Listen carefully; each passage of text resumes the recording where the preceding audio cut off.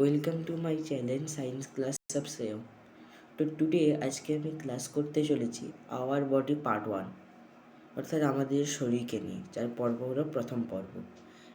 আজকে আমরা ক্লাস করতে চলেছি করোটি নিয়ে। করোটি হচ্ছে মাথার খুলি। তো দেখে নেওয়া যাক।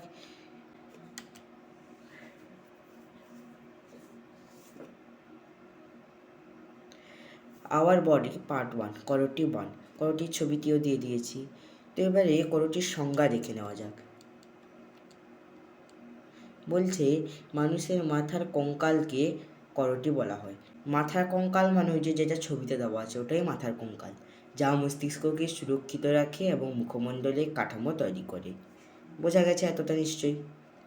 নেক্সট হচ্ছে আধুনিক নাম, খুব ইম্পর্টেন্ট জায়গা। আধুনিক নাম হচ্ছে ক্র্যানিয়াম। এবারে হচ্ছে নামকরণ।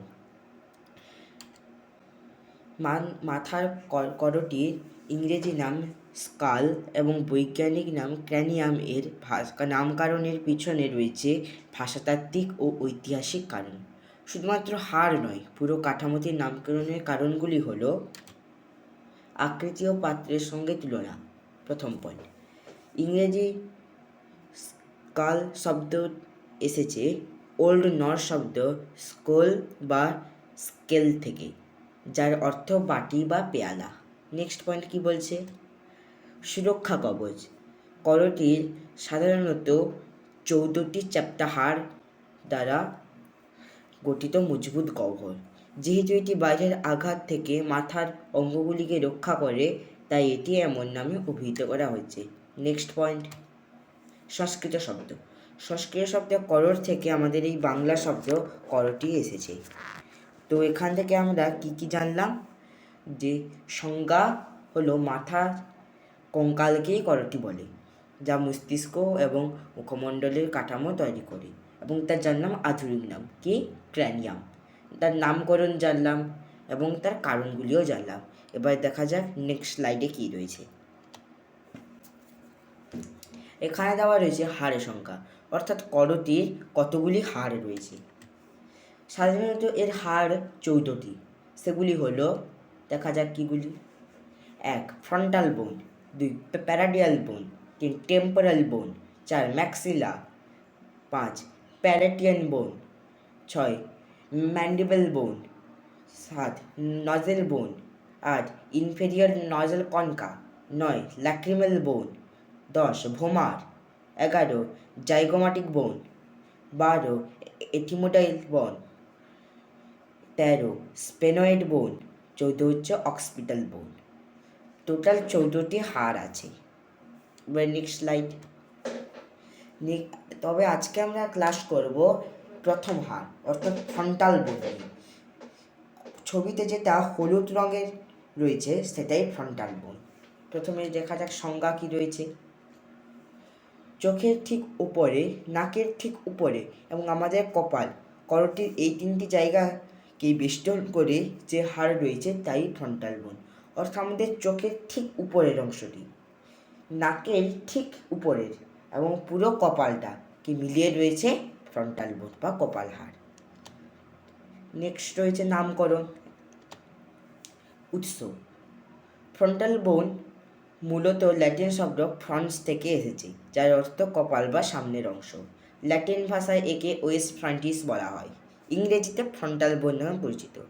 1657 সালে, এই জায়গাটি ইম্পর্টেন্ট, 1657 সালের দিকে চিকিৎসা বিজ্ঞানের অনুবাদক নিকোলাস কালাপিপার, এই নামটা খুব ইম্পর্টেন্ট, এর লেখায় প্রথমবারের মতো এই শব্দটি পাওয়া যায়।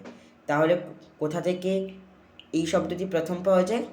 না, 1657 সালের দিকে চিকিৎসা বিজ্ঞানের অনুবাদক নিকোলাস কালাপিপারের লেখায় প্রথমবারের মতো এই শব্দটি ব্যবহার পাওয়া যায়।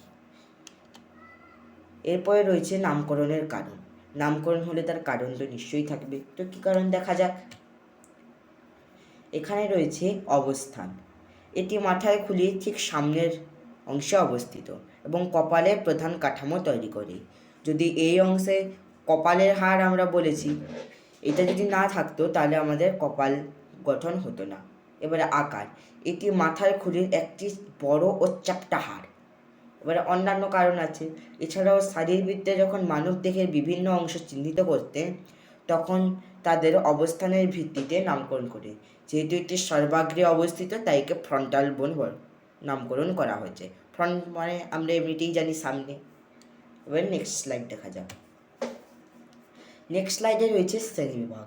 বাবা, আবার এর হাড়েরও শ্রেণীবিভাগ রয়েছে? হ্যাঁ, নিশ্চয়ই রয়েছে। কি কি? এখানে দেওয়া রয়েছে এই হাড়কে প্রধানত 3 ভাগে ভাগ করা যায়। সেগুলি হলো squamous part, orbital part, nozzle part. কিন্তু কোথায় কী কী অংশ রয়েছে তা তো জানলাম না, তাও দেখিয়ে দিচ্ছি। তাহলে এই যে ছবিটা দেখতে পাচ্ছ এটাই হলো মূল ফ্রন্টাল বোন। আমি সংজ্ঞায় বলেছিলাম নাকের ঠিক উপরে অর্থাৎ লাল অংশটি, চোখের ঠিক উপরে অর্থাৎ সাদা অংশটি এবং কপালের অংশ মানে হলুদ অংশ, এই 3টি জায়গাকে বেষ্টন করে করটির যে হাড় রয়েছে তাই ফ্রন্টাল বোন। তাহলে এখানে তাই দেখা যাচ্ছে।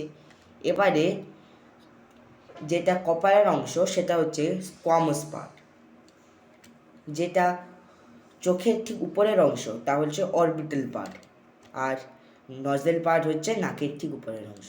এটা বুঝতে পারা গেছে। নেক্সট, এর বৈশিষ্ট্য মানে এই যে অংশগুলো এর বৈশিষ্ট্য কাজ একসঙ্গে আছে। স্কোয়ামাস পার্ট, এটি হাড়ের সবথেকে বড় ও চ্যাপ্টা অংশ যা কপাল গঠন করে। অরবিটাল পার্ট, এটি 2টি পাতলা এবং অনুভূমিক অংশ যা চোখের কোটরের ছাদ তৈরি করে। নজেল পার্ট, এটি হাড়ের সাথে যুক্ত হয়ে নাকের গোড়ার সঙ্গে যুক্ত থাকে। এবার নেক্সট হচ্ছে এর কাজ। আমাদের সমস্ত কিছুরই রয়েছে একটি কাজ, তেমনি আমাদের মাথার খুলি অর্থাৎ ফ্রন্টাল বোনেরও রয়েছে কাজ। কি কাজ?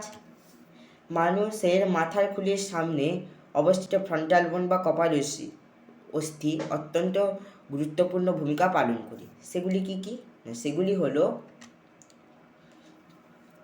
মস্তিষ্কের সুরক্ষা, এই হাড়টি সামনের অংশ গঠন করে এবং মস্তিষ্কের সবচেয়ে গুরুত্বপূর্ণ অংশ ফ্রন্টাল লবকে বাইরের আঘাত থেকে রক্ষা করে। এই ফ্রন্টাল লব আবার কি? এটা আমি এই ভিডিওতে নয়, এটা আমি পরের ভিডিওতে বিস্তারিতভাবে বলবো, ওই কারণে এখানে আন্ডারলাইন করা আছে। এর ভেতরের স্তরে থাকা সেরিব্রোস্পাইনাল ফ্লুইড বা সেরিব্রোস্পাইনাল তরল, এখানে একটু ভুল দেওয়া আছে, এটা হবে সি, মানে এখানে একটু ভুল দেওয়া আছে, মানে এটা সিএস হতো, ভুলে সিএফসি পড়ে গেছে। তো সেরিব্রোস্পাইনাল তরল এবং মেনিনজেস মস্তিষ্কের আঘাত থেকে রক্ষা করে। এবারে মুখমণ্ডলের কাঠামো গঠন ও সৌন্দর্য গঠন। এবার কপাল গঠন, এটি কপালের মসৃণ বক্রতা তৈরি করে যা মানুষের চেহারা গঠনে বড় ভূমিকা পালন করে। চোখের কোটর, এই হাড়টি চোখের কোটরের উপরের অংশ এবং ভ্রুর উপরের হাড়ে শৈলশিলা তৈরি করে চোখকে সুরক্ষা দেয়। মানে নাকের ভিত্তি, এটি নাকের হাড়ের সাথে যুক্ত হয়ে নাকের গোড়ার অংশ গঠন করে। তো এখানে সিএসএফ হতে হতে সিএফসি বলে দেওয়া হয়েছে। এবারে হচ্ছে সাইনাস ধারণ ও বায়ু চলাচল। এই হাড়ের ভেতরে ফ্রন্টাল সাইনাস নামক গুরুত্বপূর্ণ বায়ুপূর্ণ গহ্বর থাকে। এই সাইনাসটা কি এটাও আমি পরের ভিডিওতে বলবো বিস্তারিতভাবে। এবারে এর কাজ, মাথার খুলির ওজন কমাতে সাহায্য করে, বাতাসকে আর্দ্র ও উষ্ণ করে ফুসফুসে পাঠাতে সাহায্য করে, কথা বলার সময় কণ্ঠস্বরের গাম্ভীর্য বাড়ায়। এবারে পেশিকোষ ও স্নায়ুকোষের সংযোগ, এই হাড় আবার পেশিকোষ ও স্নায়ুকোষের সংযোগও বজায় রাখে। পয়েন্ট 1, কপালের পেশি যেমন ফ্রন্টাল মাসল এই হাড়ের সাথে যুক্ত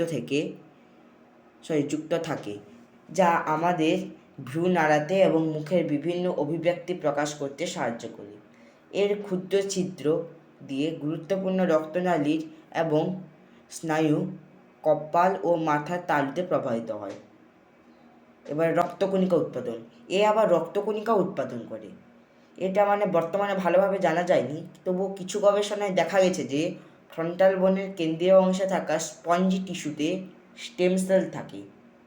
এই স্টেম সেলও কি এটাও পরে বলবো, অর্থাৎ পরের ভিডিওতে, যা লোহিত রক্তকণিকা এবং অনুচক্রিকা এবং শ্বেত রক্তকণিকা উৎপাদন করতে সহায়তা করে। তো আজকের মতো এতটাই। আশা করি ক্লাস সকলকে ভালো লেগেছে। পরের ভিডিও আমি শীঘ্রই নিয়ে আসছি। ততক্ষণ ভালো থেকো, সুস্থ থেকো, ধন্যবাদ।